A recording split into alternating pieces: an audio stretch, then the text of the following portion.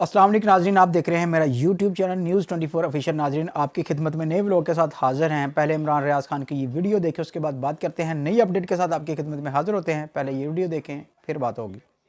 और जो उन्होंने बताया, मैं चाहता हूं कि पहले मैं वो आपको एज इट इज बताऊं, फिर आज मैं आपको वो असल कहानी सुना दूंगा कि एक्चुअली हुआ क्या था, जनरल बाजवा ने कौन सा खेल खेला था और वो क्यों खेला था। इमरान खान को अमरीकियों ने नहीं हटाया था, ये कह रहे हैं नुसरत जावेद। जनरल बाजवा को एक्सटेंशन चाहिए थी। उसने देखा इमरान खान काबू में नहीं आ रहा, उसका दिल तो फैज़ हमीद पर आया हुआ है। उसने अपोजिशन को डराया और खान को हटा दिया। ये नुसरत जावेद साहब ने कहा। बात गलत नहीं है, लेकिन ये मुकम्मल नहीं है, क्योंकि अब ये बात शुरू हो गई है। मैंने बड़े अरसे से ये सारी चीजें अपने दिल में रखी हुई थी, मैं खोल के आज आपके सामने रख देता हूं कि हुआ क्या था।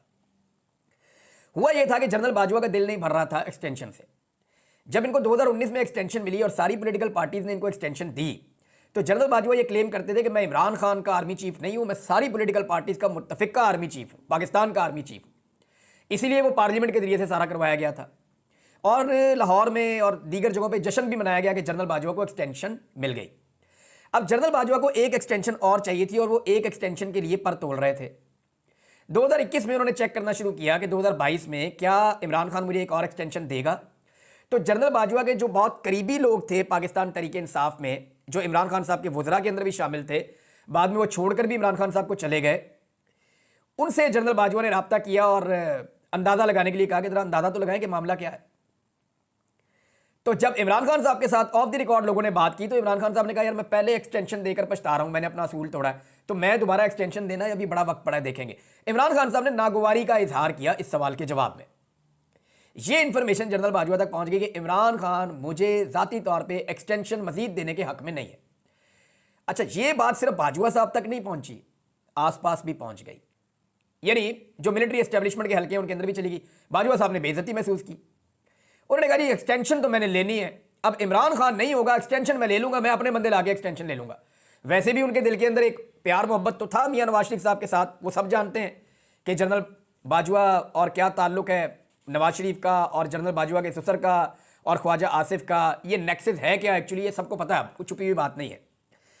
जनरल बाजवा ने 2 टारगेट सेट किए थे, इमरान खान को हटाकर दूसरी पार्टी लाकर उससे अपने लिए एक्सटेंशन लेने के लिए 2 टारगेट थे।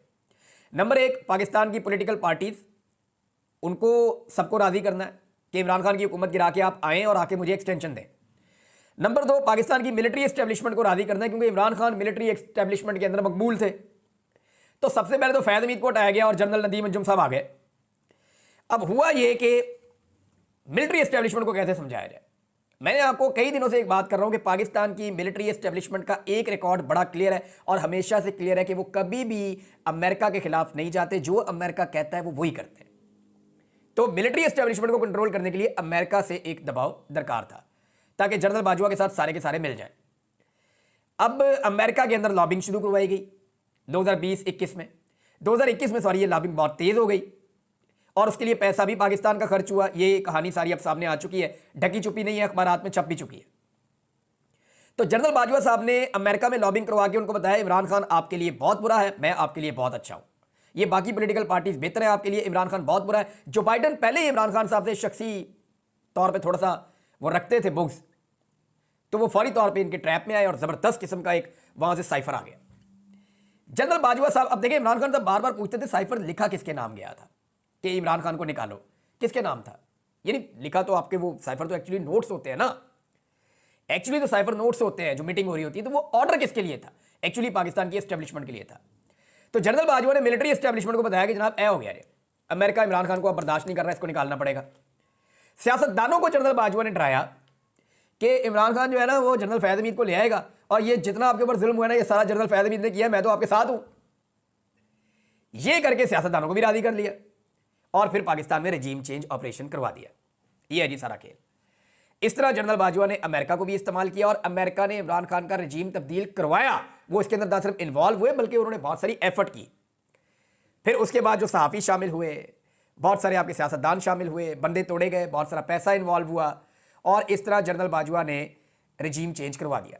अब 2 सवाल पैदा होते हैं कि उसके बाद जनरल बाजवा को एक्सटेंशन क्यों नहीं मिली और फिर इमरान खान साहब ने जनरल बाजवा को क्यों कहा कि आप एक्सटेंशन लेनी है। एक्चुअली इमरान खान को पता चल गया कि ये एक्सटेंशन के लिए कर रहे हैं, तो उन्होंने कहा यार एक्सटेंशन लेनी मेरे को लल्ला है, ये ना करो जनरल बाजवा साहब, मुल्क की इकोनॉमी तबाह हो जाएगी जो अब तक तबाह है।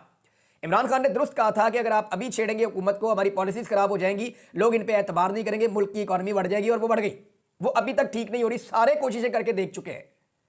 यानी जो फौज ने भी एफर्ट डाली उसका भी कुछ नहीं बना, कोई कुछ नहीं कर सका इकोनॉमी को ठीक करने के लिए। इमरान खान ने ठीक कहा था, तो इससे बेहतर तो था जनरल बाजवा इमरान खान से एक्सटेंशन ले लेते, कम से कम ये तजुर्बा तो ना करते। अब हुआ ये कि दूसरा सवाल यह कि बाजवा साहब को एक्सटेंशन क्यों नहीं मिली, उसकी दो चीजें हुई थी।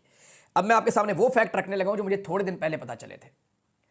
हुआ ये कि जनरल बाजवा ने एक्सटेंशन लेने के लिए मौजूदा हुकूमत के ऊपर दबाव डाला, जिसकी गवाही इरफान सिद्दीकी ने और नून लीग के कई लोगों ने दे दी है कि बाजवा साहब कहते थे एक्सटेंशन दो 2 साल की मुझे मजीद, लेकिन हुकूमत उन्हें कहती थी हम आपको 1 साल की एक्सटेंशन देंगे, 2 साल की नहीं देंगे।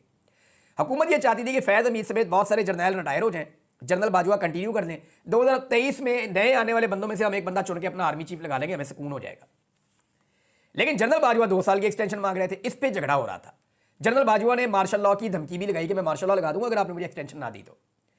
उन्होंने कहा हुकूमत ने कि इमरान खान जीने नहीं देगा अगर आपको हमने एक्सटेंशन दी, हमारी तो सियासत बढ़ जाएगी, सारी अवाम आपके खिलाफ हुई है, हमें तो बूट पॉलिश के दाने मिल रहे हैं।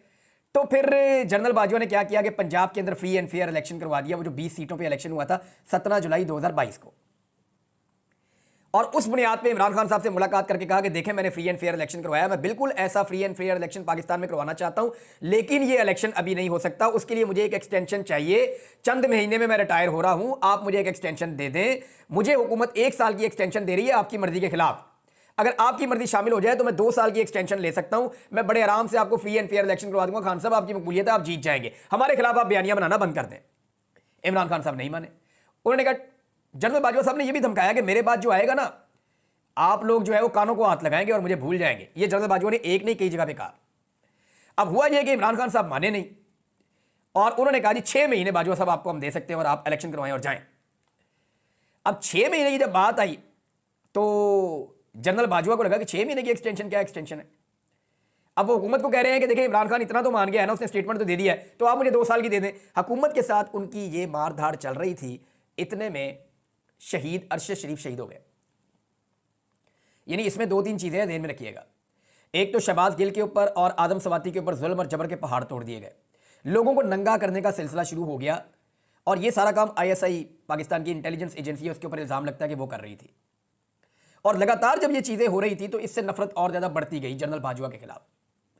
अरशद शरीफ की शहादत का डायरेक्ट इल्जाम जनरल बाजवा पे आया, और मैं आज भी समझता हूं कि जनरल बाजवा ही वजह है अरशद शरीफ की शहादत की।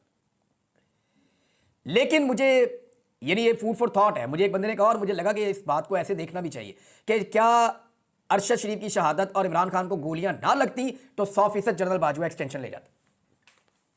ये 2 ऐसे वाकयात हैं जिसने जनरल बाजवा को बुरी तरह हिलाकर रख दिया कि अगर इमरान खान को गोलियां ना लगती और अरशद शरीफ शहीद ना होते तो जनरल बाजवा की एक्सटेंशन के इम्कानात थे, लेकिन अरशद शरीफ की शहादत और इमरान खान को गोलियां लगने के बाद वो खत्म हो गए अक्टूबर में, और उसके बाद नवंबर में नए आर्मी चीफ आ गए। ये है जनाब अब तक की सारी कहानी कि ये असल वो बात थी जो पूरा गेम हुआ और किस तरीके से हुआ। इमरान खान ने क्यों जनरल बाजवा को कहा कि आपको 6 महीने की एक्सटेंशन दे देते हैं, हुकूमत 1 साल की देना चाहती थी, बाजवा 2 साल की लेना चाहते थे, और ये सारा गेम चल रहा था। General Bajwa was the key player जिसने सबको इस्तेमाल किया अपनी एक एक्सटेंशन के लिए, और अल्लाह की करनी देखें एक्सटेंशन भी नहीं मिली। अब तक के लिए इतना ही, अपना ख्याल रखिएगा, अपने चैनल का